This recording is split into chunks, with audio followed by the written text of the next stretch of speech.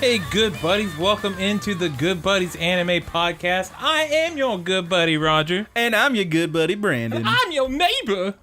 Lend me some sugar. I am your neighbor. Fuck you, dude. We're getting off to this early. It's right into it, dude. The worst. What have you been up to, man? Not much, buddy. Been working. Working and twerking? Working and twerking. Getting them cheeks to the ground. Drinking a little too much. I'm hungover right now. I've been playing that robot video game. What's that shit? Detroit Become Human? Oh, yeah. I finished that one not too long ago. It's not bad. I heard it was cool. Yeah, it's one of those, like, I did the exact same thing with Heavy Rain. I was like, oh, this is great. I love playing that. Can't wait to go through it again, get a different ending, different results. I'm never going to fucking play that game again. I regret buying it, actually, because I'm never going to play it again. Yeah, that's how I feel about some games like that. It's just so many QuickTime events. This is not the video game podcast. Yeah. We could do one of those. Yeah, sometimes it comes in some video games. Sometimes it can be. All right, so I went first last week on our first segment, or our new segment. It's not our first segment. Our newest segment of what have you been watching this week. So it's your turn to go first, Brandon. What have you been watching this week? Anything? I've been watching a little bit, man. Just a couple things here and there. Still keeping up on My Hero Academia, of course. Mm-hmm. God damn, that last episode. Whoo, boy. Yeah, it was real good. Good shit. We won't talk about it right now. Cool note too. Ooh. I can't wait to see. I can't. Ooh. But I've also been keeping up on my little Wotakoi, the Love is Hard for Otaku show. That it's still really cute. I love it. I'm realizing now between this and Aggretsuko, I obviously have a thing for beleaguered office workers. Mm-hmm. Like, it's great. But yeah, that one's really fun. I've also been watching a little bit of that laid back camp show. I've told you about this, yeah? Yeah. Yeah, that one's super cute. Super cute. So let's get your first thoughts, because I know you watched it and I watched it. We both watched it. Let's talk about it. That first episode of Fooly Cooley, man. Progressive. I liked it. I liked it a lot. I did too, man. I thought it felt natural. It felt good. It felt like coming home.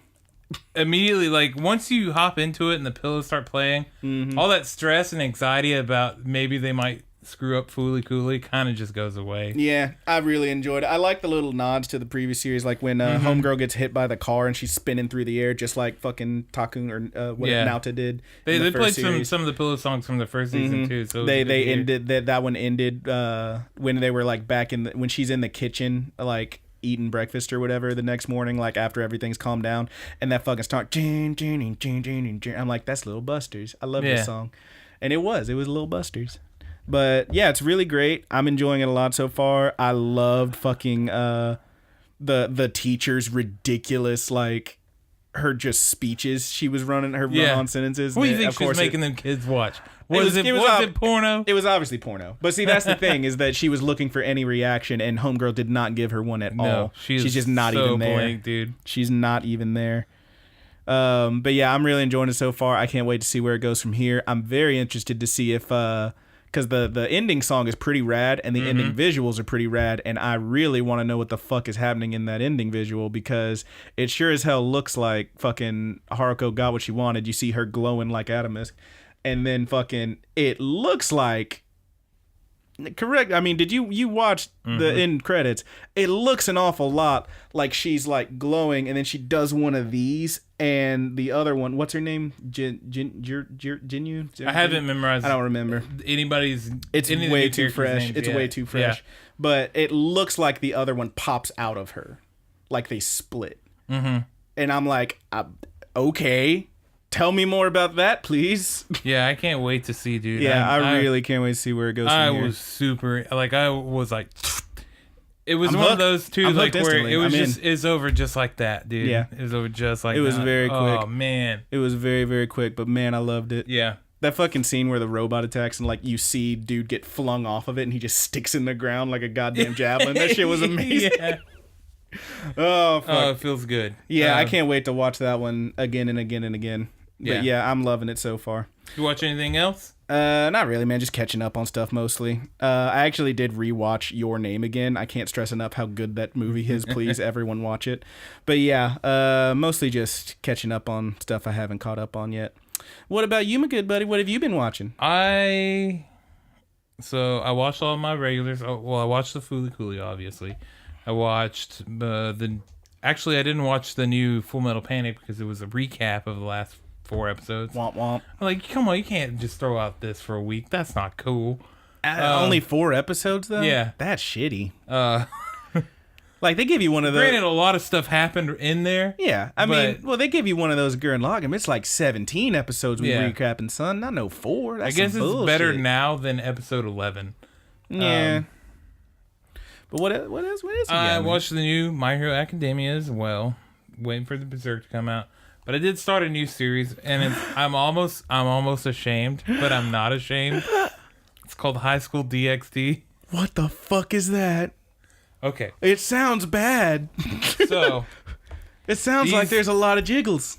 Oh, there's tons. Oh, no. You remember last night whenever our good buddy, wrestling good buddy, texted us at 3 in the morning. At 3 in the fucking morning. He jumped in the text chain at 3 a.m. like an asshole. I said, I am trying to watch some anime titties right now. I was not lying. And he implied that you was beating your meat. And I put a great... Was he right about that? I was not. Okay. But so this anime it's way better than it has any right to be. I guess. All right. But the try to church it up, man. There's the titties or not. Oh, there's tons, dude. Within the first second of the intro, there is. Jesus. And the intro song is amazing, by the way. All right. But the whole story is kind of this kid. There's co-ed school or whatever. It was one of the Japanese schools where it was all females or whatever, and they made it co-ed. So it's the main character and 2 of his buddies are super pervy, like you would expect. Ugh. Well, the main character gets a girlfriend. She's like, hey, I've been noticing on the bridge. They have no luck with girls, of course. Mm-hmm. And this girl approaches him. And she's like, hey, I've been watching you. You seem really nice, and you helped me with directions once. I would like to be your girlfriend. That's pretty abridged of it, but he's of course he's all excited about it. Well, then she turns into this creature with black wings and kills him. Like a fucking succubus? Kind of. It's a fallen angel. Oh, Christ. And he gets revived by the head of the occult club at the school, who's actually a demon. Or they're all devils or whatever. So the occult club or whatever, your main characters are all devils, and the antagonists are fallen angels. Okay. It's kind of strange, but really it's very funny. There's a lot of humor to it. There's a lot of cursing in it. It's not trying to be anything that is. It is exactly what it is, and I like it a lot. It's been making me laugh, man. They went to go get their familiars last night. And this pervy ass kid, there's like cool lightning dragons and stuff. And they get to the area, and there's the peskiest, the familiar that nobody wants is this green slime. And he keeps referring to it as yucky slime. But it makes people's clothes disintegrate. And of course, that is the one that he wants. So it's like flubber for pervs. Yeah. And then all the girls start killing the yucky slime. It's falling all over them. Their clothes are disintegrating. Jesus Christ, Roger. Roger. So they're killing it. Roger. And he's trying to huddle over it and save the yucky slime. Roger. I'm almost ashamed, dude, but I can't stop watching. I feel like you should be a little bit. It's good, dude. Okay. Well, the yucky slime, dude. I couldn't stop laughing about that damn yucky slime. Jesus Christ. Also, it's kind of a harem. Okay. I feel like I've heard enough. You probably have. And I can't say that you would like it, but if you ever did give it the shot, it's pretty funny. Yeah, maybe, dude. I don't know. All right. Well, that's what we've been watching. You ain't gonna watch. Let's get to what we actually came here to get to. Yeah, Aggretsuko. Aggretsuko. However you pronounce it. Yeah. All right. Let's break it. Let's. Are you saying we're about to break it down? Bang, bang, bang, bang. Yeah, we're about to break it down. We about to break it down. I'm doing what you told me to do. All right. Let me get my episodes out here. We're on episode 5. Yeah, we did episodes 5 through 8. 3, so this shouldn't be too long. This stretch of 3 episodes has 2 of my favorite episodes of the whole thing. Yeah. So I'm pretty psyched to break them all down. Episode 5 is titled Exposed. Exposed. Somebody got hit by that yucky slime. Oh no, you're my yucky slime. You're the goddamn worst. I'm so sad about this. He wants some yucky slime, dude. All right. Terrible. It's so funny. The worst. All right, this one starts with Retsuko at some karaoke. She's singing her little heart out, screaming her little heart out.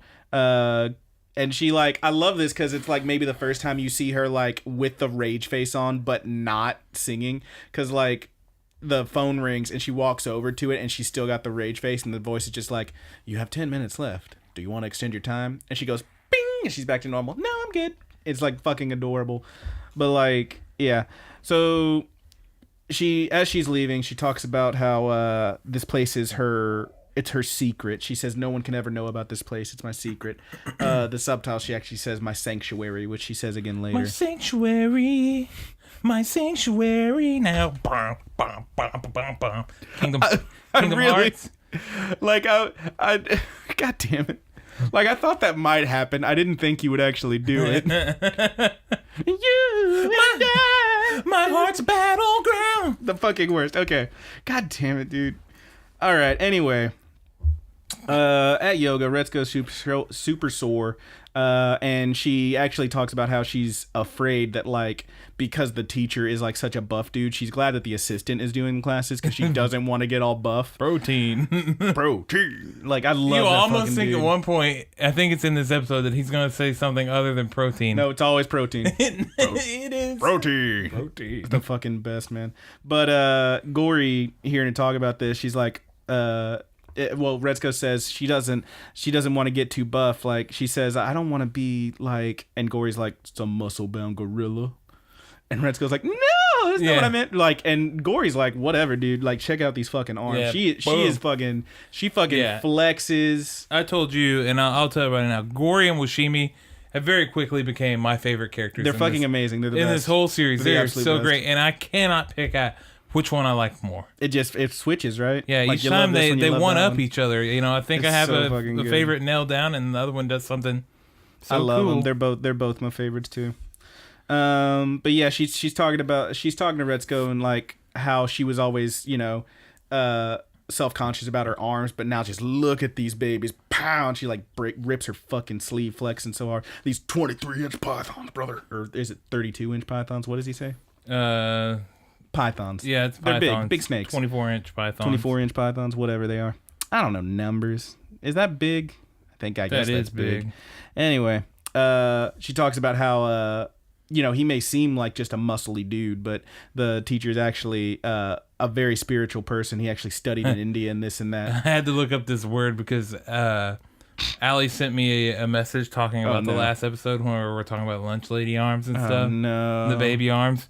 Said her mom calls them bingo arms. What the fuck? You had to look up bingo?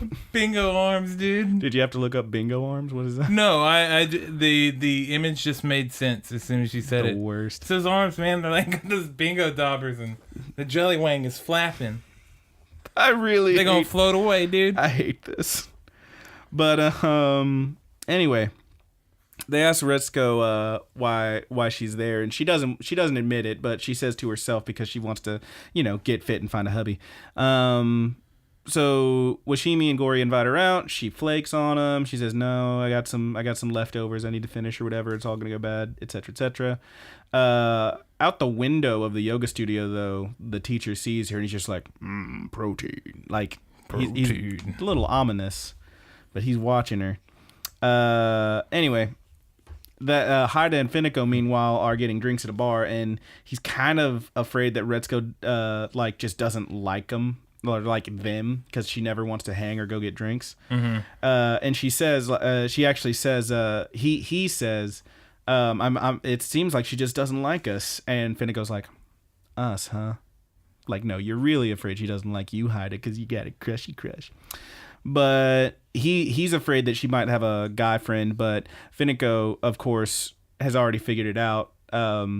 She goes through, she pulls up an Instagram or whatever, and this world's equivalent of it, and shows him a picture of some lady at a karaoke studio, and in the background she says, "There, Retsuko booty," and there she is bent over stretching or something, and she goes into a very Yeah, she's super stalkery. Oh my god, she's so like stealthy and fucking calculating. And this whole scene is fucking great because as she's explaining everything, she's holding this wine glass, just kind of tip, mixing it with her in her hand while she's just like telling everything that's going down. At one point, she pops up and she's got a Sherlock Holmes hat on. It's fucking great. Yeah, I love Finico. I feel that, dude. I'm pretty good around the social media, man. I hate to say that I can stalk, but I mean, I can figure stuff out. One time, one of my good buddies was getting catfish, and I figured it out. Cracked that case wide open. I almost got catfish once. She was catfishing another person too, and I messaged the guy, and he was like, "Thanks, buddy." No, he told me off, like I was some sort of douchebag. All right, and you'll find out later. He messages me like 2 weeks later or whatever. He was in the military. I'm sorry, man. Yeah, and he apologized to me. He's like, "You were absolutely right." This person was supposed to meet me at the airport whenever I came home from deployment. They were supposed to be there, and they were not. That's fucked up. Yeah. That's real fucked up. I cracked it wide open, dude. I was like, here, I got my computer right here. Fucking keyboard Sherlock over here. Yeah, man. Armchair detective, that's what Enzo Mori calls him. You're the worst. Sorry, real one. With Enzo Mori and his consensual penis. It's consensual penis. Fuck off. I don't need to hear about this. All right. It was but yeah, what was that? Anyway, Finico has figured out that through social media and watching where she goes when she leaves work and how sore she's been, that she's been going someplace instead of home on a few nights, and she's been sore and this and that. She figures it's something that's she ends up finding like this person who's at a yoga studio. Is yoga or Pilates? Yoga or Pilates, she says. And there she was in the background of the picture. But yeah, so we then cut to Retsuko, who's walking home, and she kind of feels bad about blowing off Washimi and Gori, but she's afraid that like the office relations could make it awkward. She doesn't want to like go out and party with her people who are essentially her superiors. She also just did give her friends $300,000 or whatever that number was, $3,000. Yeah. $300. Next day at work, Subone, the freaking monitor lizard lady, she's got that jar. Like, yeah, I know. I brought it up. It's like, wow, that's just a throwaway nothing, Brandon. Nah, it comes back. She's got that jar, and Buffalo Guy and Fox Dude can't get it open. I like Fox Dude's hair. Fox Dude's pretty sweet. Yeah. Fox Dude's pretty cool. But they can't get it open, and she just loves watching them fail. Like Haida and Finico even notice, like, man, she's really getting into this. Retsuko shows up, and she offers her the jar, and she's like, oh, I'm sure maybe no one can seem to get it open, maybe you can, blah blah blah. And Retsuko's just like, done, like it ain't shit. And she's shocked. Finico and Haida are very impressed as they're walking to break later, and Haida implies that maybe she took up bodybuilding, and Finico's like, I could have sworn it was yoga though. Like, yeah, she says that loud. Yeah. But as they're walking, Washimi and Gori pass, and Retsuko feels bad about not hanging out with them again, and she doesn't say anything to him. And as they pass Gori, once they're like around a corner, Gori actually like falls against a wall, and she's like, she hates us. You see, she didn't even say hi. And like she's real bummed out about it, and Washimi like tries to calm her down. But then we cut back to Mr. Protein. I'm just gonna call him Protein because I don't think we ever get a name for him. Mm-hmm. But he is in his yoga studio and he is meditating, and we see this fucker. It's like one of those fucking memes where it's like, regular brain, universe brain, etc., and he connects to the fucking cosmos, and he feels the universe, and he sees these flashing numbers, and he sees it. It's 909189. He's just like, protein. Like he fucking sees it. He gets it. We don't know what he gets yet, but it's gonna happen. At yoga, next time they're at yoga, Retsuko is exhausted. Protein walks over to Gori and gives her a piece of paper, which has those numbers on it, 909189. And she and Washimi, as they're all leaving, they ask if Retsuko wants to walk to the station with them because they're all just going home. They're not going out this time. And Retsuko apologizes for, not hanging before. And they're like, oh, no, it's fine. It's all good. And as they're going, Gori sees that karaoke sign that goes to that karaoke spot that Retsuko likes to hang out, her sanctuary, as it were. Sanctuary. Yeah, I had to pause for that one. And Gory flips her shit. She says, I haven't done karaoke in forever. She wants to go in, and her and Washimi like really want to do it. And Retsuko's like, what? No, oh my god! And they just literally pick her up and walk in with her. Yeah, she's so small. She's so little. They just like pick her up like she's fucking Cindy Lou Who and just whoop, yeah, whoop, whoop. She's just dangling there. It's really great. They get in there. They sit down. They're about to start up.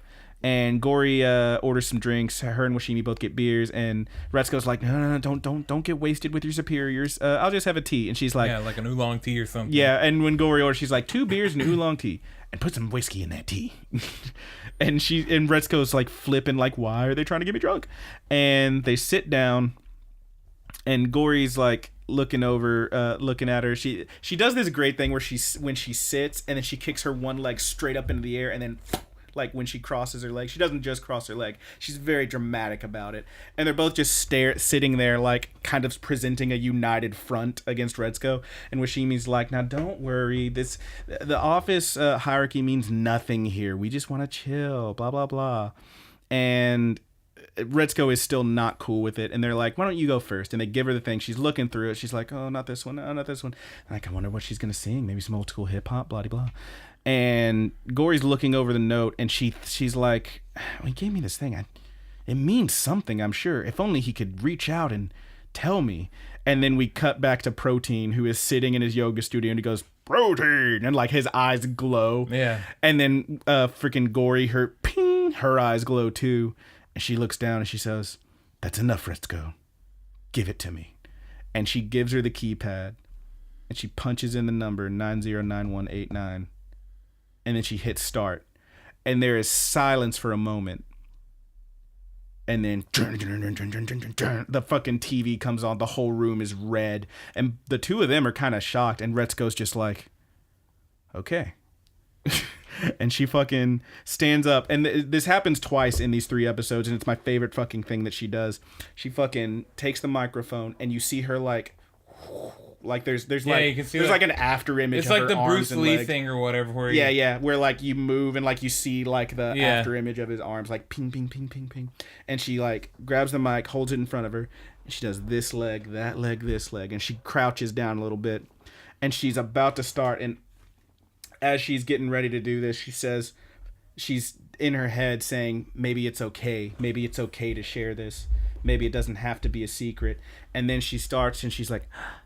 And the screen goes white. This is my fucking favorite thing. Full white screen. There's nothing there. And then the image of her just fades in, and she's just screaming. And she goes nuts. And she's like screaming like the fucking devil and singing her song, Death Metal, Death Metal, Death Metal.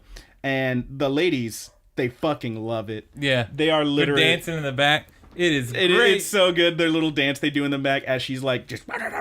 It's so damn good. Are you really shielding the microphone so they can't hear the dogs? Yes. No one's gonna hear the dogs. That damn dog. They didn't dude. pick up on. I'm the gonna have to go knock on the week. neighbor's door. Like, excuse no, me. you're not. They didn't pick up on the recording last week. You're fine. Excuse me. Can you please turn your dog down? I'm trying to do something over here. They're like, man, these dogs go up to 11. We can't.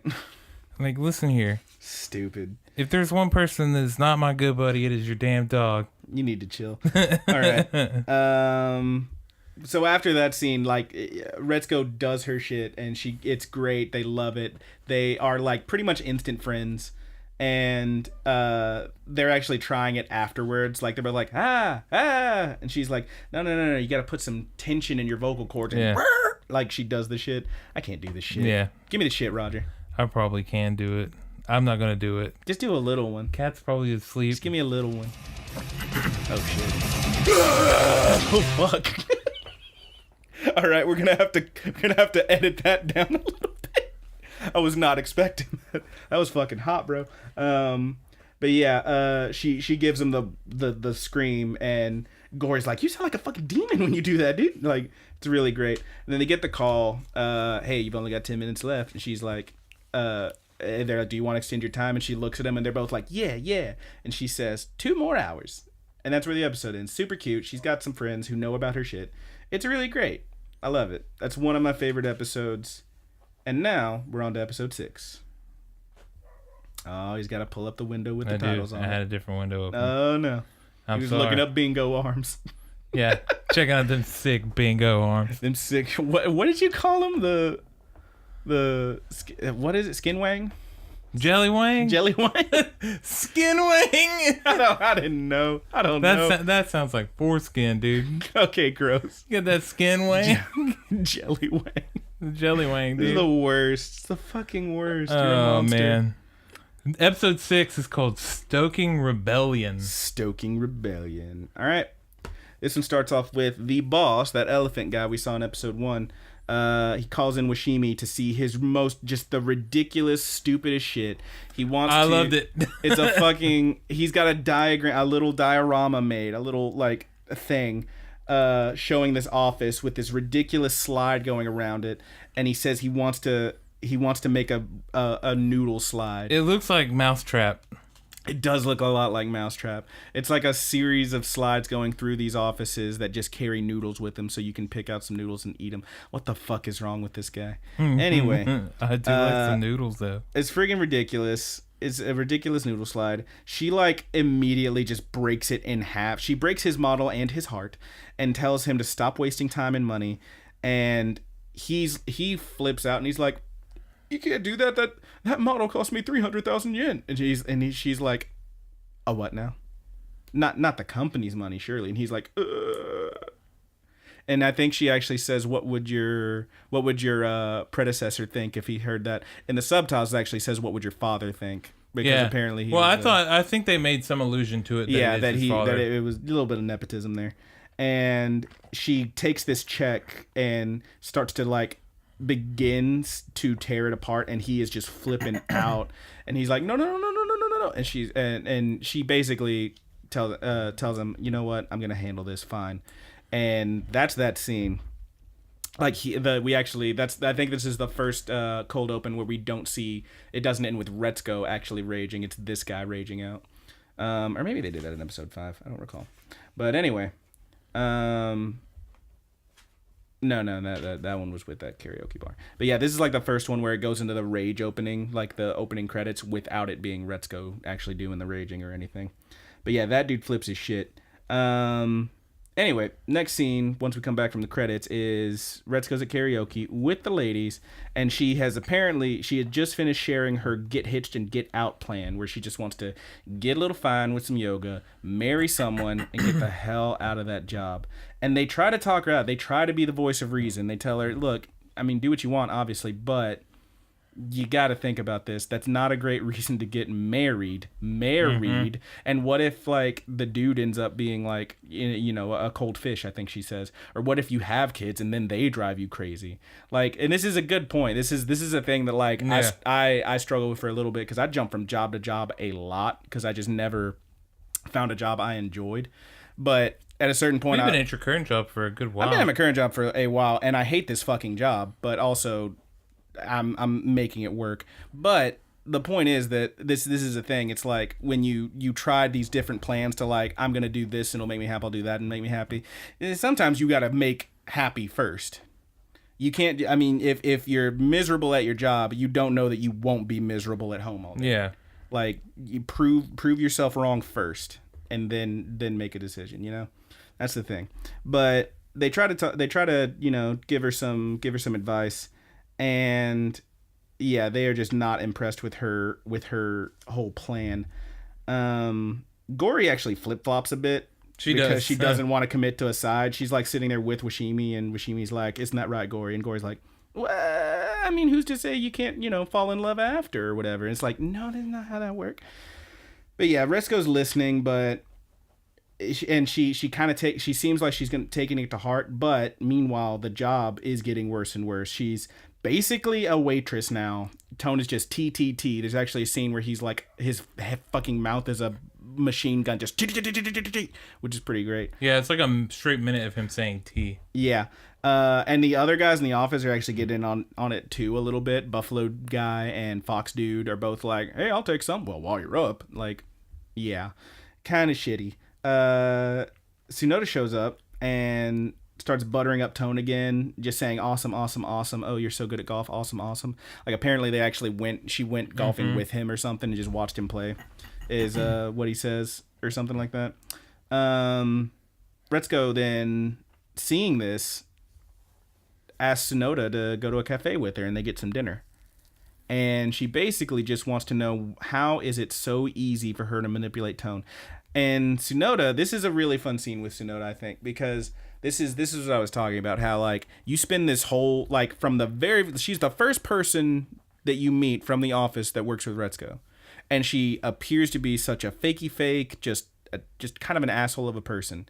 And that may be true, honestly. Yeah. But in this scene, she goes in and talks about how, well, yeah, I know I'm kissing butt. Like, you spend this whole time waiting for that other shoe to drop to be like, oh, yeah, she is a bad person.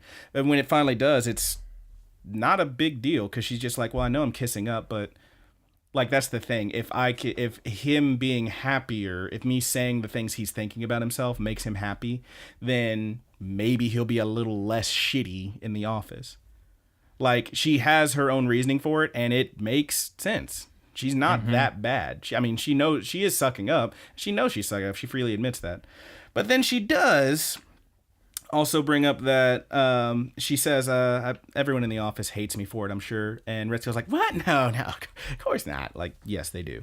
And she's like, I know Fineko hates me. And she's like, what? Why would you think that? It's fine. I don't care. And then she takes a picture of the meal. She takes a picture of herself, quick selfie. Takes one more with Retsuko in the background.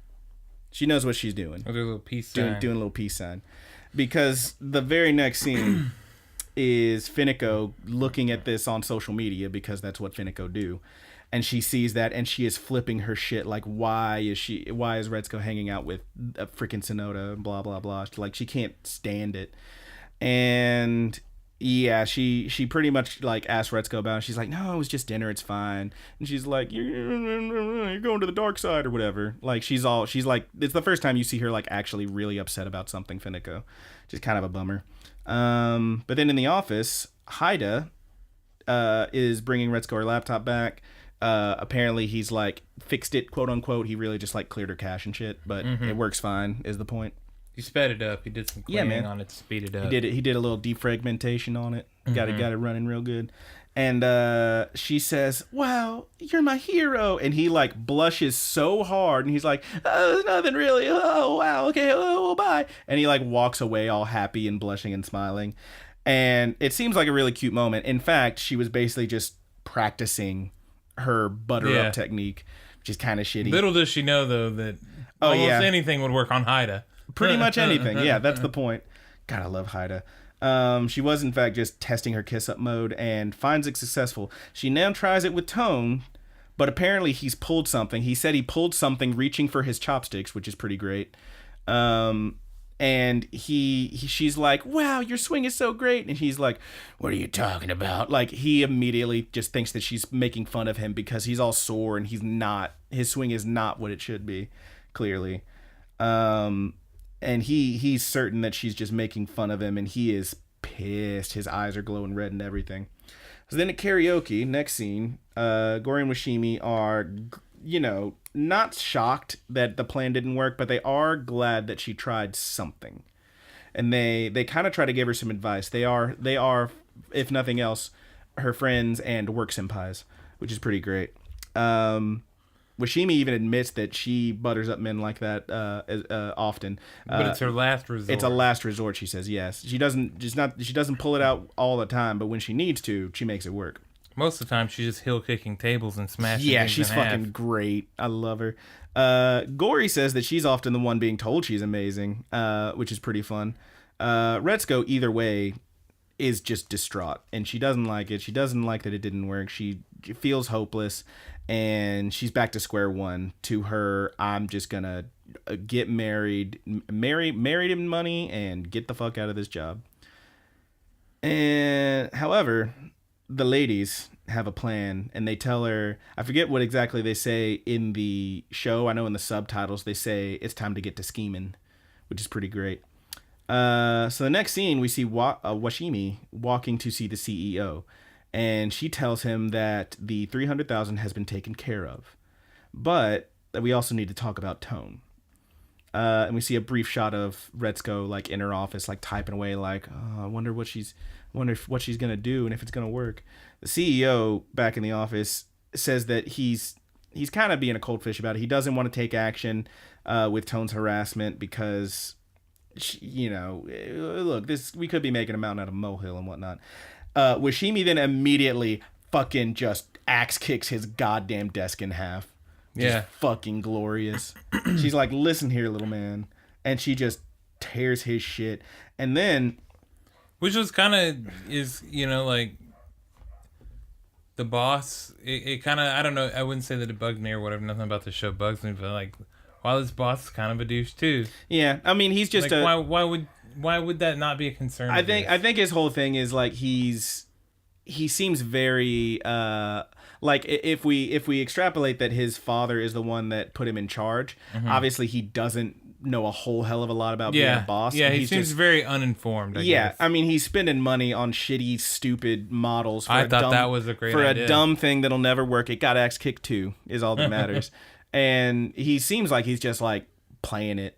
He's just playing around. Like, he doesn't really give a shit. But she sets his ass straight and says, okay, well, what if she goes to the internet with this? What if she casts the whole light on the whole company instead of just Tone? What if this makes all of us look bad? And she sets his ass straight real quick. No, you're going to take action. You're going to make this happen. And then the next scene is they're all three at yoga. Retsuko, Gori, and Washimi. And she tells the others how it went down. And then she asks Retsuko for the check. And she gives it back. She says, yeah, but I haven't cut it yet or anything. And she's like, no problem. And she just tears it up. And everyone's like, what? And she's like, I told him it was handled. I didn't say it was handled the way he wanted. Like, damn, girl. Which is a little, underhanded. But, hell, do what you got to do, Washimi. I ain't mad at you. The last scene we see here is the CEO meeting with Tone. And he basically just tells him to chill out a bit. He says, don't rock the boat. And for God's sake, don't bully the women. And Tone, it just kind of zooms in on him. And you see him just kind of... And like his eyes start glowing. And that's where the episode ends. Yeah. And we're on to episode 7. Episode 7. This is a pretty great episode. It's a very good episode. This episode's goddamn great. This episode's called The Duel. The Duel. Oh, it's time to duel. You're the fucking worst.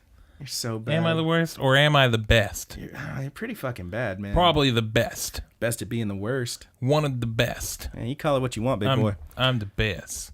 I'm the best. The best. I'm the best. You're just watching the levels over there as you talk into this microphone. You're being a real dork right now. Anyway, I'm the best. this one has a pretty weird cold open where it's just Tone sitting at the train station, eating a little cheeseburger and drinking some milk, and he's just having his breakfast. And the train comes, and he stands up, finishes his food, throws away, and he stands up, starts to get on the train, and as he takes that step, boom, it like slow motion and zooms in on him. He's like, the accounting department's never gonna know what hit him. And it goes into the intro. So again, that's another one where the intro didn't even involve Retsuko, even though it still has the Rage logo and all that. Pretty fun. All right. But after the credits, Retsuko is getting ready or on her way to work on the train, and she's afraid. She's like happy that Washimi tried to help her, but she's also really afraid that she may have just, kicked the hornet's nest. Yeah, as you would be, I would think. Yeah, she's concerned that things might actually be worse now. And as she's getting ready, getting dressed in the locker room or whatever, Fineko runs in and is terrified. She saw something that just has broken her, and she's so scared. And she's like, "You better come look at this." And in the office, everyone is standing around, not only our friends, our Haida and Fineko and everybody, but also even like Tone's lackeys, like was it Komiya, the little meerkat dude, and Subane and all that. They are all just shocked. And then you see what they're so shocked at. And it's Tone, and he has the goofiest smile and big bright eyes, and he's got cheeks. Rainbows coming out of his ears. Like the dude is just so happy. He's like, "Good morning. Let's make sure it's a great day." Like, and holy shit, he is just on another whole opposite level. There are two ends of that spectrum, and he was on the shitty boss asshole angry end. Now he's on the I'm so happy, look at my big smile end. And it's kind of adorable. It's also very disturbing. He is so overbearingly cheery that he actually gets up in Kabe's face and she just straight up faints when he wishes her a good morning. It's amazing. But yeah, all of a sudden he's a real team player, smiling and bowing. Everyone's shocked, even his lackeys. And Retsuko says, "Man, I thought he'd be mad, but this is way worse." In the little kitchen area where the tea gets made and everything, we cut ahead and she's washing up and doing something, and all of a sudden like Haida comes in and he's like, "Oh, you hiding out in here? Let me join you." And then Fineko and then Komiya and Tsubone and everybody is just hiding out trying to get away from Tommy. In there. Yeah, everybody piles in, and Retsuko's trying to force her way out now with a cup of tea. And Haida, I think it's Haida who gives her the don't are you kidding me? And she says, well, he's at least trying to be nice. So she's trying to be nice back, and she wants to take him some tea. And they all warn her not to go, but she does anyway. And she gives him the tea, and he just does a thank you. And like his cheery demeanor is so bright it blinds her momentarily. It's fucking great. Yeah, like his thank you was so thank you. Yeah, it was super cute. I loved it. But then as she walks away, he crosses his arms and he kind of and drops this facade, and he's back to his like angry face. And he, in his head, he's like, I know it was her that ratted me out. And I bet it was her. Like blah, blah, blah. So next scene, we're at karaoke. Wishimi and Gori and Retsuko again. And they talk about how, well, it sounds good, but Gori and Wishimi both say, well, see, this is only on the surface, though. You got to get a deeper connection. You have to find some common ground. And Wishimi suggests that she goes out drinking with him, like at one of those office parties. Have you ever like had one of these situations where like you weren't getting along with somebody and you tried to find some common ground? Because watching this, I had one that I remembered pretty much immediately. I would think probably. Nothing comes to mind for sure, but I got one because I remember that phrase common ground. I remember actually thinking that once. I remember this very vividly. It was in middle school, and I was like I was just an angry kid in middle school, and looking back, I'm pretty sure it had something to do with the fact that my parents were going through a divorce at the time, but I was just an angry kid. I was constantly getting in fights. Blame it on the divorce and the... Honestly, well, that's the thing. What a cliche. No. But see, that's the thing is like, I didn't have anything to be upset about. I really didn't. I was just angry, and like looking back, I was like, why was I getting in fights every single day? Why was I so angry at everyone? And that's the only thing I can think that was going on. Or maybe I was just an asshole kid. I don't know. Point is, I didn't get along with anybody. And I remember specifically one morning at breakfast, getting in a fight with this kid, this chubby redhead kid, who every now and then I'll see him around town. I'm like, hey, there's that dude. Like, and we got into a big argument. We were like really angry and like about to fight about some bullshit. And fucking some teacher came along and was like, nope, stop. And she sat us at, the bad kids table. And we're both just sitting there. And I remember sitting there and actually thinking, why are we fighting? Why am I so mad at this kid? Why is he so mad at me? And I remember actually thinking that I need to find some common ground. And I looked at this kid and I was like, that kid is chunky. He's pale. He does not go outside. I guarantee you he plays some video games. And while I'm sitting there just not even looking at him, I start whistling a song from Zelda. And he goes, is that Zelda? And I was like, yeah. And he goes, fucking love that game. And then we were best friends. That's how I made my best friend in middle school.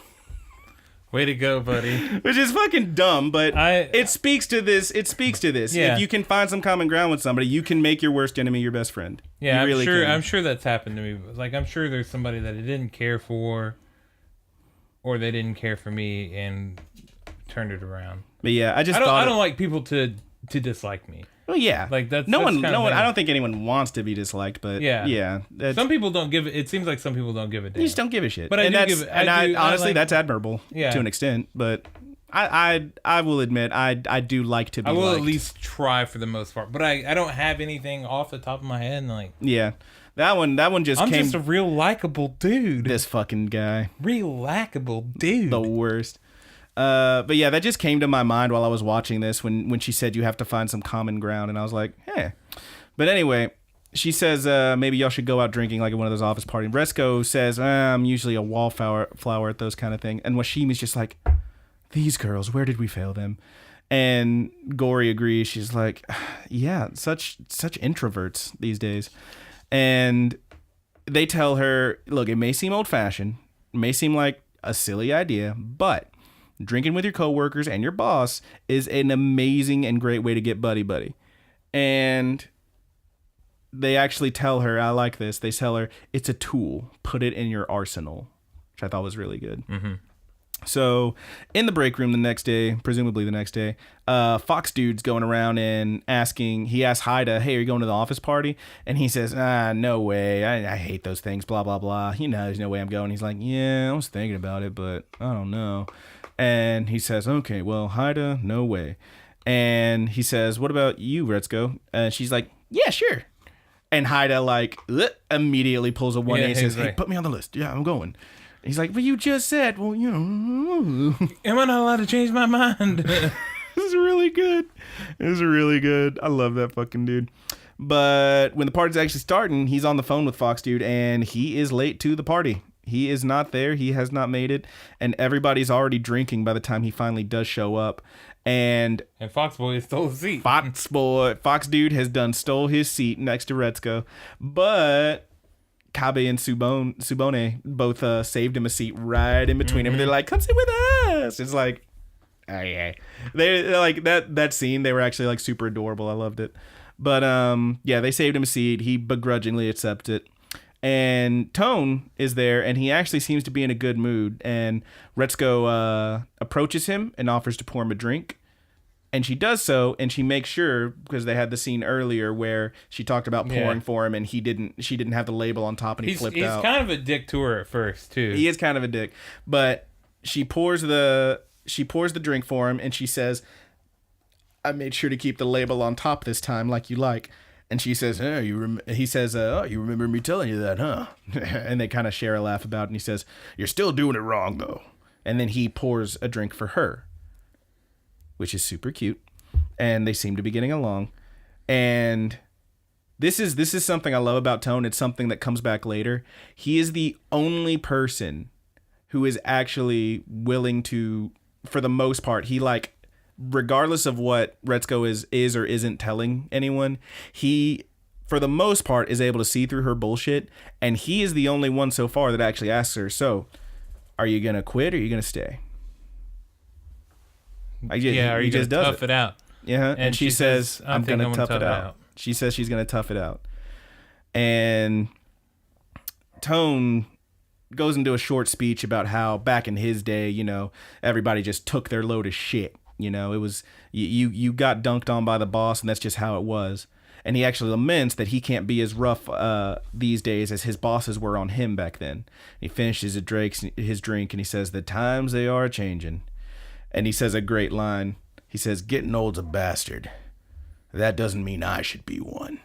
And I fucking love that. Yeah. And fucking Retzko starts tearing up a little bit, and she apologizes he actually apologizes first for being so hard on her. He says, I shouldn't be so tough on you. And Retzko starts tearing up, and she apologizes for messing up so much. And she actually admits that she says, there's so much I could learn from you, which is true. I mean, He's been there forever. He's the accounting guy. And she says, I know you're only hard on us because you care so much. The CEO's got to understand that. And she done played herself because Tone says, wait a minute. I never mentioned the CEO. Why did you? And he puts it together, and that's all the proof he needed. He realizes that she, even if she didn't actually go to the CEO, which she did not, she was inadvertently the one who ended up making this all happen. She snitched. You know what snitches get? Bitches. No. That's not how that saying goes. But yeah, he says, I hate women. No, I hate women like you.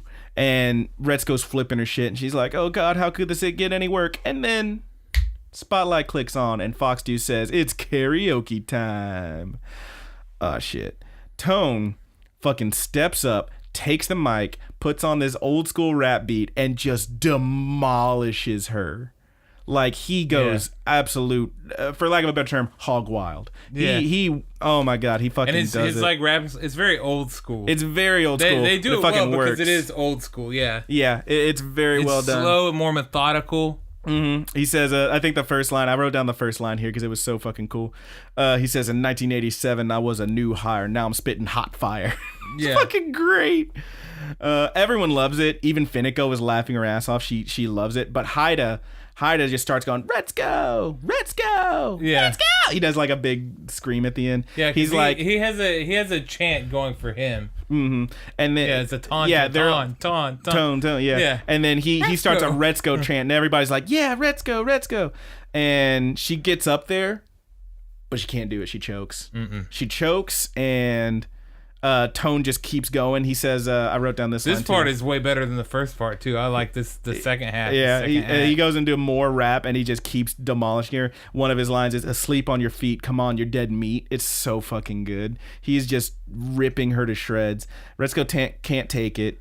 She actually pulls out her phone and apologizes. She pulls up the picture of her and Washimi and Gory. They apparently took a picture, I guess with like a timer, because who's holding the phone in this picture, but maybe Sheep Boy or whatever. Maybe the waiter guy. Yeah, the waiter guy. But they took a picture with her sitting in the middle of him. She's holding up that little card. She's holding a piece of paper, and she apologizes to him, and she says that she let him down and she can't go on. But then she actually cries, and a tear drops on the phone, and she goes, damn flies in here. Excuse me. She goes, she like zooms in on it, and you actually see the teardrop smudge, and she zooms in and she sees those numbers on the card, that 909189. Yeah. And she says, okay. And she sees it, she stands up, she goes over to Fox Dude and says, this is the song I want to do, and shows him the paper, and he goes, okay. And he bing bing bing bing bing bing bing, and he starts it up. And again, you just see the screen and everyone standing there, and all of a sudden just the whole room turns red again.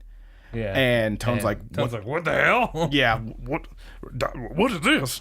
Got a present for you. What is this? It's a trick. Sale. I gave him a chop. Yeah. Okay. And I said, sale. He's not Hercule. Okay. But he's like, what the hell is this? And the music starts. Everyone's chanting, let's go. Like, kind of sounds like let's go. I love it. Yeah. We even see Gory and Washimi at karaoke screaming let's go. We even see the baboon outside of the karaoke like let's go, pumping his fist. Yeah.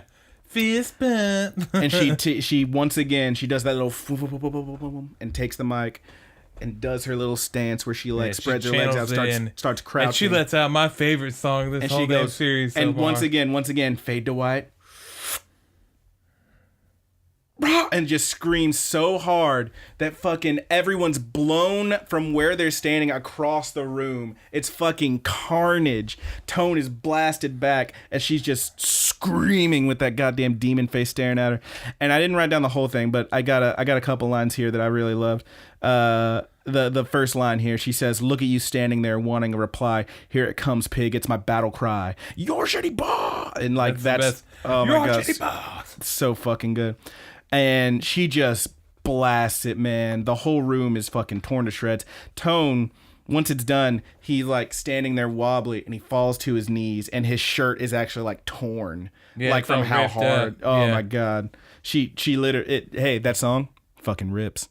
It does. It in fact rips. It was fucking beautiful. And he falls, and he just laughs. He basically tells her, one day they'll be calling you a shitty boss too. Which is kind of a last jab at her, but also he's almost passing the torch. Yeah. But song's over. Everyone's passed out. Tone's asleep. Everyone's down. Everyone's passed out. And Retsuko's just standing there, just still holding the microphone. And then bing, the little door pops open, and the dude slides in on his knees like, you guys want to order anything else? And that's where the episode ends. Yeah. It was super cute. Yeah. But yeah, man, I loved that episode. That one, 5 and 7 Those are two of my favorites. Yeah, those episodes rule. And this is I was kind of like, what's the deal? Like, we're doing these last ones in 3-episode chunks or whatever. It actually works really good because the thing with the show is after that first episode, she kind of has her own little story arc every 3 episodes. So this last 3 has like a whole different thing. There's actually a character that's going to be introduced that I think you'll like this guy. He's fun. But yeah, we're going to hit 8, 9, and 10 next week. Then after that, we'll be on to something new. Yeah, something brand new. We'll announce that next week. But yeah, that's our 3 episodes I'm very for now. excited about it. Love me some Aggretsuko. Can I give a shout out real quick to my good buddy? We don't want to use names. My good buddy, Magic the Gathering good buddy, who I saw earlier this week, and he was telling me, "Oh yeah, I listened to that episode," and he apparently lost it when we started talking about your job story from the game store. Oh, the Diddler. With the Diddler. Wait, who's Magic the Gathering good buddy? I'm trying to, do I know Magic the Gathering? You know who it is. He's a judge. Yeah. Level 2 judge good buddy. Yeah, the big bad judge good buddy. Yeah. But yeah, that was a fun one. Hey man, thanks for listening, I'm glad you're good buddy. I didn't know you were checking out the podcast. Give him a quick shout out. Yeah. But let's talk about this. Level 2 judge good buddy. Sir, do we have any questions? I don't know. Do we have any guitar riffs? Oh shit. Oh shit. Oh shit.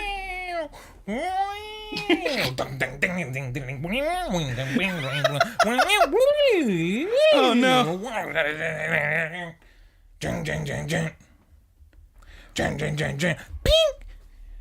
That's my battle song. That was fucking beautiful. That was a lot, and I loved it. All right, actually, go ahead. Oh, we'll talk about that in a second. I just got a message from our good buddy Allie. Yeah, we got a question from our good buddy Allie, but we're gonna do that. We're gonna do that one second. Okay, what's first? First one, we have a new good buddy that's sending in a question. Oh my gosh. Her name is Christy, and she asked, "Have you guys?"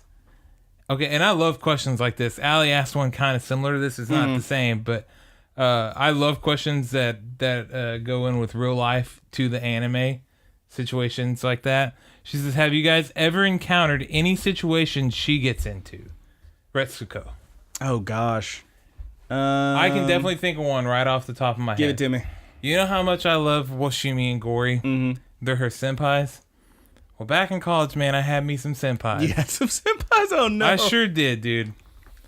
It showed you how the world works. You know, a lot of people go to college and they become friends with, like if they're males, or they become friends with a lot of girls, try to meet some girls. If they're females, the other way around sometimes. Or they just try to make some friends and stuff in their classes. I made friends with my professors. Okay. My best friends in college were pretty much my professors, my art professors. Hell yeah, dude. And man, did I learn a lot of shit from them. And also, did I go over to their house and get drunk a good few times. Oh, no. So my professors definitely gave me plenty of liquor. Jesus Christ, and dude. we had some pretty good adventures, all drinking together. And one time we were wandering the streets and we found a random show and we all went in there. That was a lot of fun. But I definitely woke up my photography professor. I woke up on his couch a good couple of times, very, very hungover and sick. But they were definitely, I can really relate. I think maybe I like Washimi and Gori so much because I can really relate to being Aggretsuko in that situation. Because my professors were super cool, and they were kind of like super crotchety old dudes, but they were really great guys, and I definitely I could relate with that because I wanted to be their friends. And I never thought, like I went to school initially, I'm like, wow, these guys are really cool. They're just old artsy bastards, and I like them. And sure enough, like they're like easily my greatest memories from college. So yeah, that's my answer to that. That's fucking cool, man. Wish I had some cool teachers that got me wasted. Yeah, you didn't have a Washimi or Gori. No. Did you have a Haida? You're my Washimi. Yeah. But I want to be gory too. I got them guns. The worst. I don't know, man. I can't really think of any.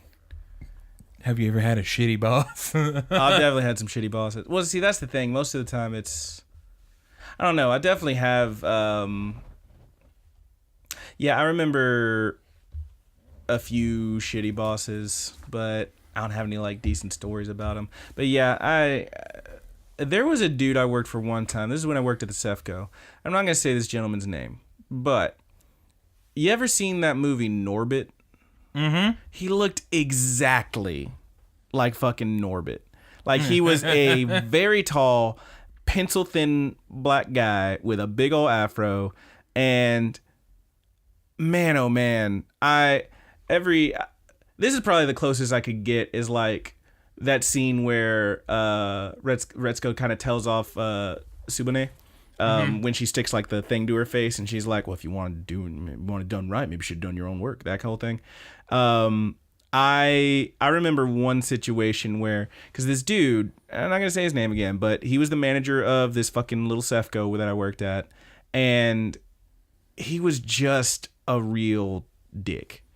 Like he would always blame everyone else for when shit wasn't right, even though like a lot of it, like if he's the one there, he's supposed to be handling it, etc., etc. He was kind of a douche. And I remember one time everyone was there, like it was a shift change, and like two people, like it was the whole crew, like about to switch out, and he's there like counting the money or something. He's like, money wasn't counted right. You're supposed to count the money. It's like, no, you're supposed to count the money, dude. And I remember this one specific time when he's kind of giving us like a little speech, like, you know, let's get this right. I'm trying not to be a dick or whatever, but you know, y'all need to handle this. And I remember that's like, I felt my balls drop this day, because I really just got in on, was like, dude, no. That specific thing, counting the money part, this is your responsibility. You're the one who's supposed to handle this. And I know you keep saying you're trying not to be a dick, but you're being a huge fucking dick right now. And I just straight up told him like that. And dude he didn't say shit. He was just like, okay. And he just went to his office. Like that was it. And I didn't hear about it again.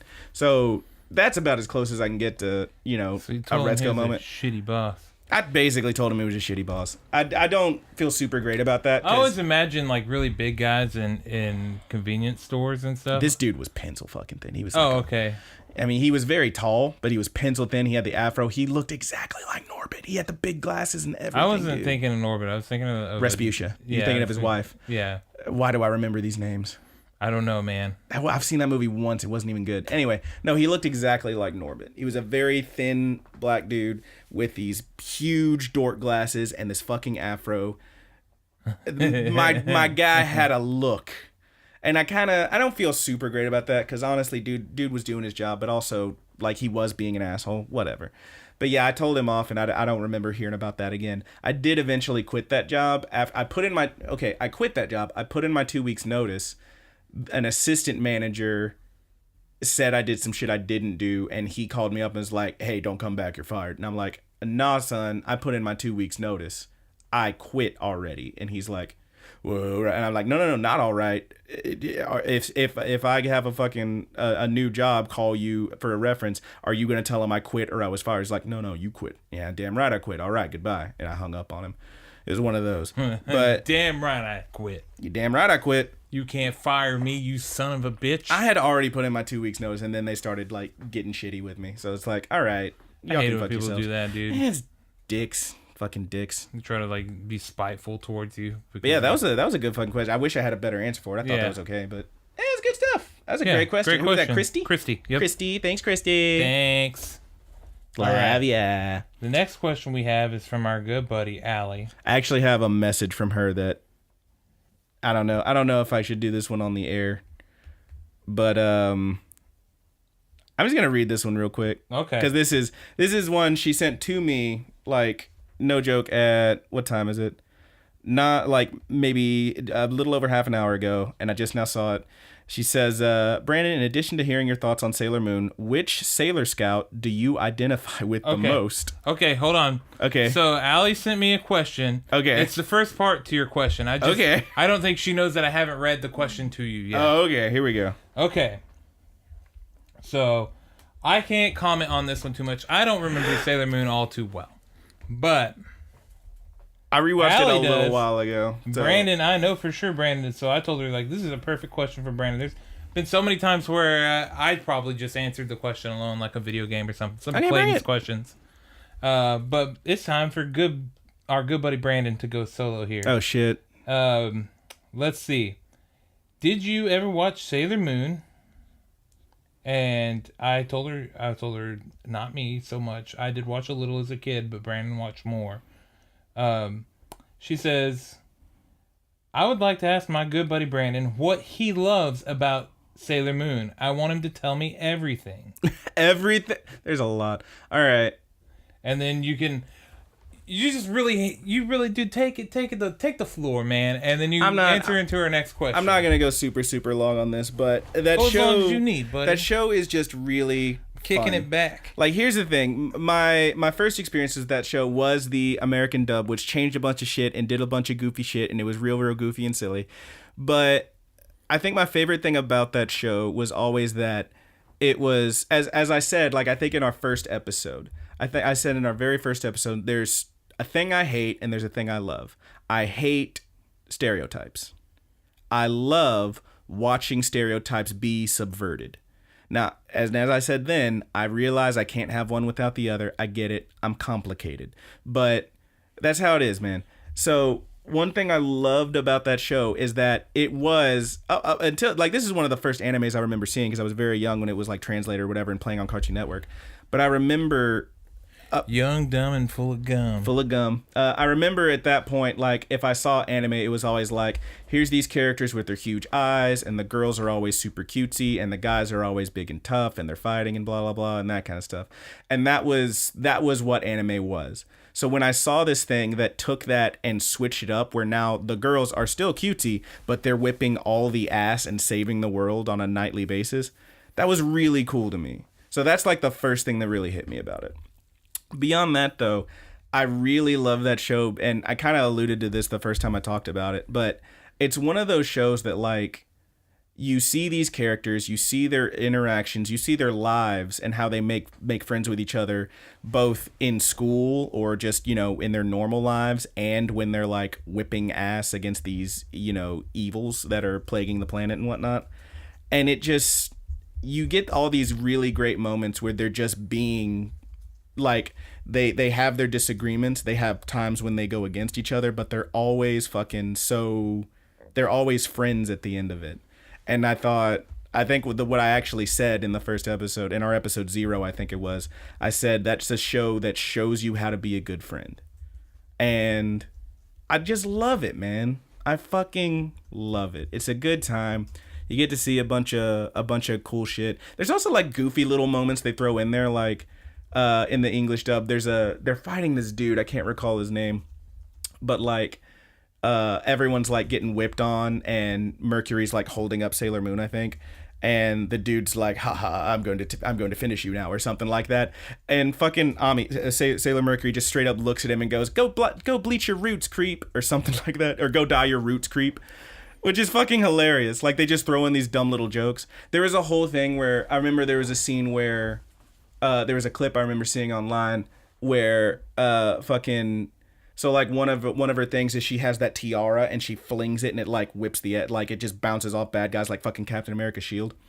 And there was a clip where she's somewhere, like, in a park or something, and someone's got a frisbee and she says, oh, hey, I'm good at this, and she takes it and, like, throws this frisbee and, like, it bounces around, like, with such precision, like it knocks a ribbon out of a girl's hair, and it, like, knocks a fly off this dude's drink or some shit. And it's like, oh no, you thought it was a magic tiara. Nah, she's just good at throwing things. Like, that shit's hilarious to me. Like, these little baby moments that they throw in that were just so fun. But that's like a small thing in addition to all the cool shit. The point is, I could talk for hours about Sailor Moon. I'm not gonna. What was the second part to her question? The second part to her question that she sent me In addition to hearing your thoughts on Sailor Moon, what Sailor Scout do you identify with the most? She also says, I'm on another Sailor Moon binge, and it's one of my favorite series. So that's the thing. I kind of say, so the Scouts, I don't know that I really do identify with any of them particularly much. Because, like, for me, the whole fun of it was just watching and enjoying the show. But I guess Mercury's really cool because she's kind of shy. I remember that being a big thing for me. Like, I don't know. I try to be, like, assertive and shit, but I don't love just talking to people. So I kind of identify with that. Ray, I think, Mars, you find out that, like, she's super into, like, fucking pop culture and music and shit, which I kind of get that too. I don't know that I'm particularly identify with any of them, though, if I'm being honest. It's just, I just really enjoy the show. I will say this. I took one of those fucking... Can you power rank them, dude? Your top... Are you kidding me? Yeah. I've already said my favorite is Jupiter. I've already said that because she's the big tough one. She's one. Power rank top 5. Don't make me do this. Yes.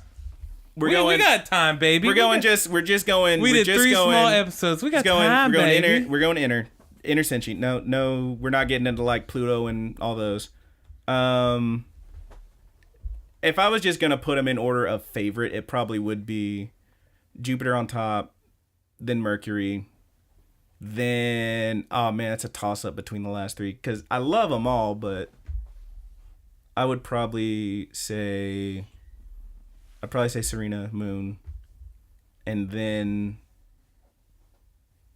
I think I gotta go Mars, and we'll put Venus on bottom, which is not to say she's the worst one. She's just like, I don't know. I love them all.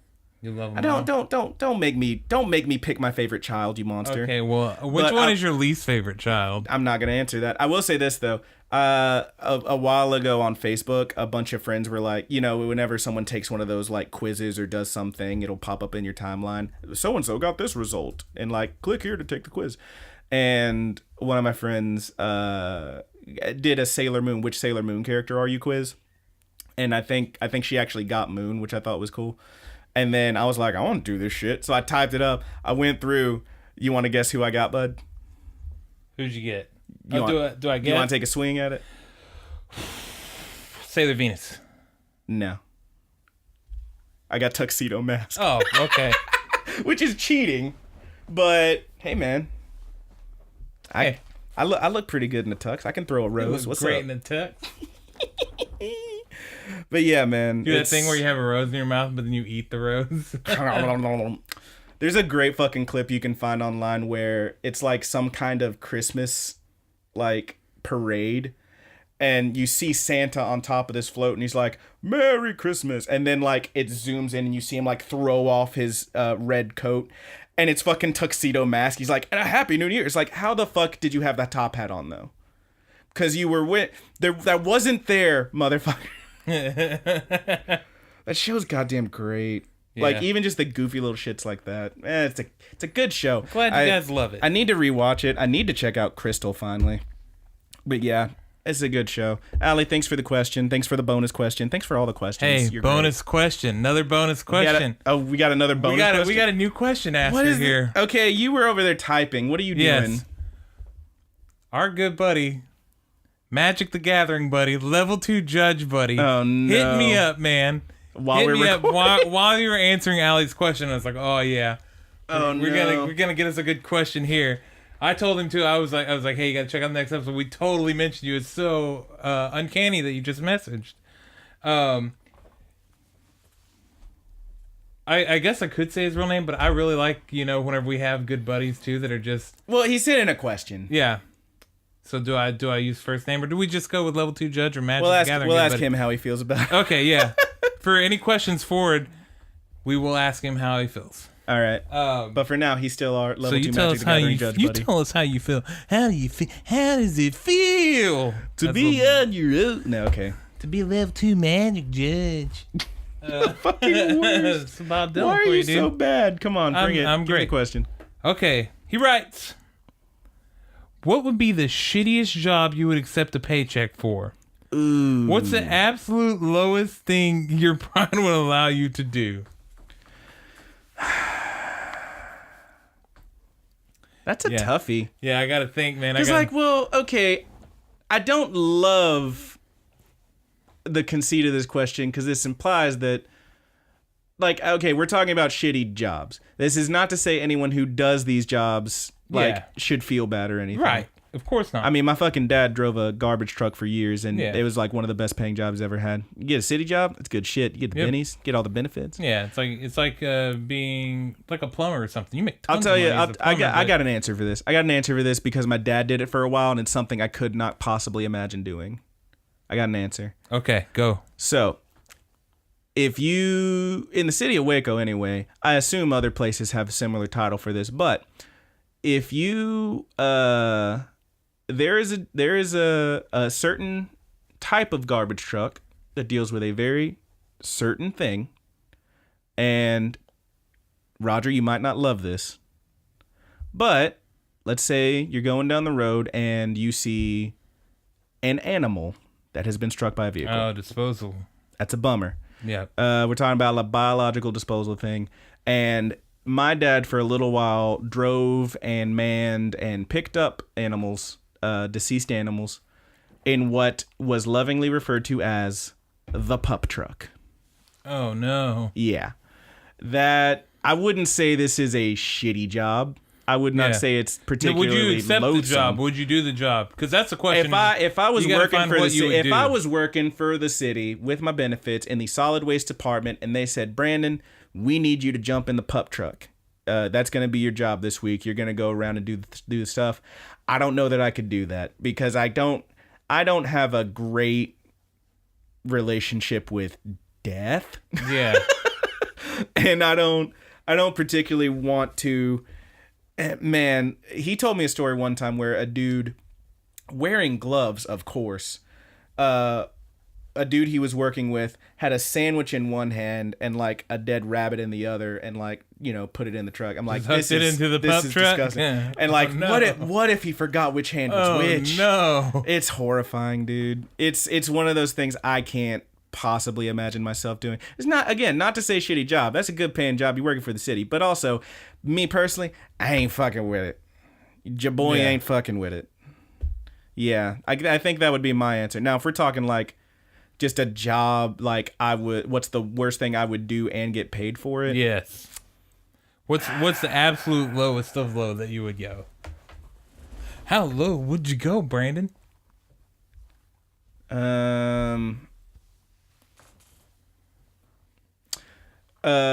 My good buddy, level 2 magic judge buddy, told me a story when he was working at place, and he was working at a I believe it was a prison, and he had to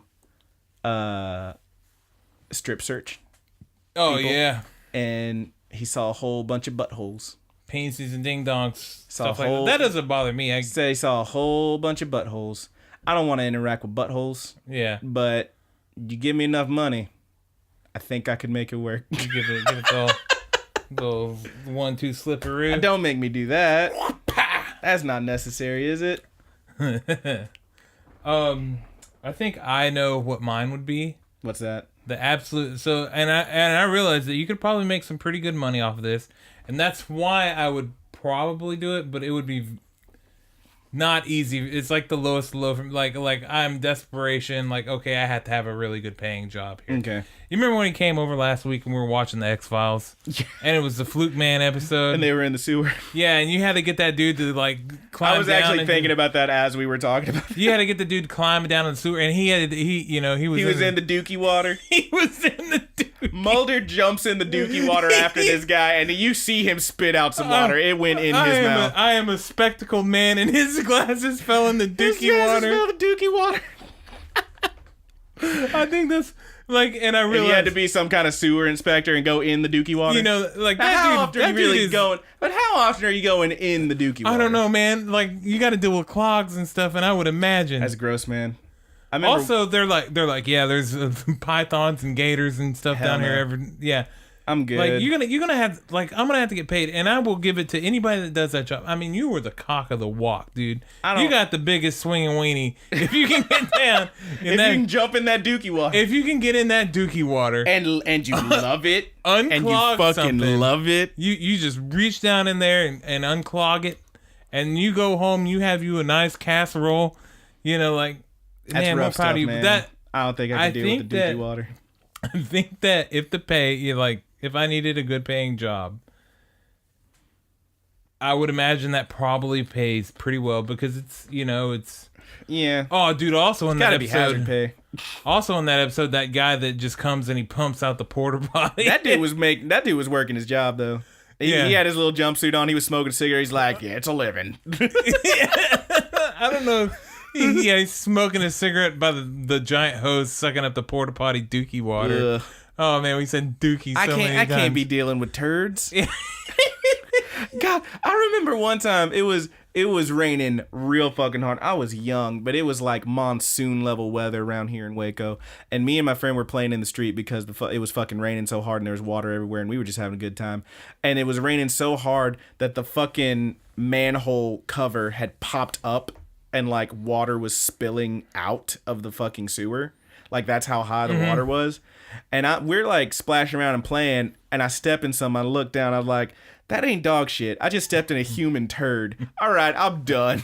And I wiped my shoes and went home. And you didn't even get paid. It was not cool. You know another good one. This one's turds. More funny. You got another one for us? What about, because I probably would do this job. This is probably the lowest I would go, but it's still an interesting job. You know how they have like candies and stuff, but they get wacky and start making really weird flavors, I've seen jelly beans and stuff like that. They make gross jelly beans. Yeah, imagine you're the guy that tests those jelly beans. I mean, you get all the creations first. You're like, it's too bad. You can't put that on the market. Oh no, that's vomit flavored. Ugh. I'm good. I can't be fucking with that. I would do that job. Yeah. All right. I would do it. But have you seen them? Chocolates? I wouldn't be happy about it. Have you seen them chocolates that are shaped like booty holes? I have not. That exists. You can order somebody those for Valentine's. They got a website. Cleaning jocks and stuff too. That would be. Like you're just washing clothes, really, but if you're like around a bunch of sporty people and you have all their jocks and you gotta throw those in. And there's a lot I just couldn't do, man. Yeah. Like I've been to It's all about penises and ding dongs and dookie with us and weird tasting jelly beans. I'm not into that. No, I've been to the freaking like the nail salon with I took my mom there on Mother's Day. I went with one of my girlfriends one time, and I can't imagine actually like doing what these kind, beautiful, amazing people did to my feet, rubbing them down with essential oils and clipping my toenails and scrubbing my toes for me. That's horrifying to me. They are better people than I. Like, that's one of those I couldn't do either. I don't want to interact with anything. Like, listen, Tennessee Williams, I believe, said nothing humans disgust me. I am not in the same boat as that man. There's quite a bit about humans that disgusts me. But yeah. I don't know. That was so. Would you do the city job of that I said with Fluke Man or whatever, getting jumping in the dookie water? Hopping in the dookie water. Okay, yeah, but how often are you actually jumping in the dookie water is my question. Not very often. I would hope never. I would think you never have to unless it's a Fluke Man situation. Every now and then Fluke Man shows up and you get pulled under the dookie water. And I mean, even just imagine, because I'm sure there are a lot of, you probably do have to go down the manhole. I'll be the man draining out the septic tank at the porta potties. I'll do that. You can jump in the dookie water with your glasses. The other guy, it happens, so you'll be draining a lot more dookie. I'll be getting dookie water a lot less. I don't have to be in it. I don't have to touch it. But I probably make a whole lot more than that guy. I don't know, man. Smoking a cigarette next to the porta potty. I don't know, man. Pump. That guy had a fucking. That guy had a jumpsuit and everything. That's what. So you get the big bucks. You get a speed suit. That's the big bucks, baby. They give you a 1986 Chevrolet in a powder blue jumpsuit. It's got a frocket on it, so you can put your Marlboro lights in it.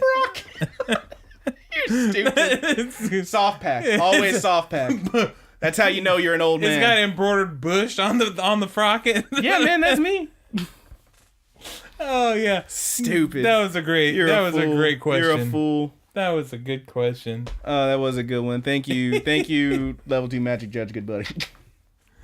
Oh, but God. I think are we good to go? I think we're good to go. Next week we're going through the last 3. That is episodes 8, 9, and 10. 8, 9, and 10. Let's get those plugs, big boy. Let's plug them up. Look, if we were in the sewer, we'd be unplugging, but Jesus Christ. Okay, so you can find us on Twitter at TGB_AnimePod, and that's all in lowercase. Yeah. You can find us on YouTube. You can hear the YouTube version anytime. They're always up at youtube.com/RapidKickMedia. Mm-hmm. Wherever nice podcasts are, you can find some fine podcasts. You got a Stitcher. Yeah. I use Podcast Addict. Other than Spotify, you got a Podbean. We're not on Spotify. We're on TuneIn. We're on iTunes. We're on Google Play. We got them. Nice pretty much anywhere you can find a podcast. We got the Facebook group. Anything that has like aggregates too, you can find us. The Facebook group, the Good Buddies Universe. Go add that. We'll add you in. You can talk with us anytime. Post stuff away. Hell yeah. You can email us if you can't find a way to communicate with us. You can always email us at thegoodbuddiesanimepod@gmail.com. Also, you can send questions to the Tumblr, thegoodbuddies.tumblr.com. Mm-hmm. Or anywhere you can comment that says the Good Buddies anime on it. Yeah, you can leave a question. We'll find it eventually, I'm sure. I would, of course, like to give a shout-out to our good buddies, Married with Seamonsters, a.k.a. the Mary Janes, for the use of our opening theme song, Paperdoll. You can find them on marriedwithseamonsters.bandcamp.com. They're also on Spotify, but all the cool stuff's on Bandcamp. And, of course, our good buddy Petty Theft for our outro theme. Do we have a name yet? We still haven't named it. We still got to figure it out. We talk about it every time. Maybe we'll have a good buddy send us in a name for it. Yeah, that'll be our first good buddy contest. You'll get a shout out. Yeah, whoever can name our outro song. If you can give us a good name for our outro song. But he is on SoundCloud. And I will write him up. I'll be like, hey, good buddy. This is what it's called now. We named your song. We raffled it off. I mean, I feel like you should just ask him what it's called.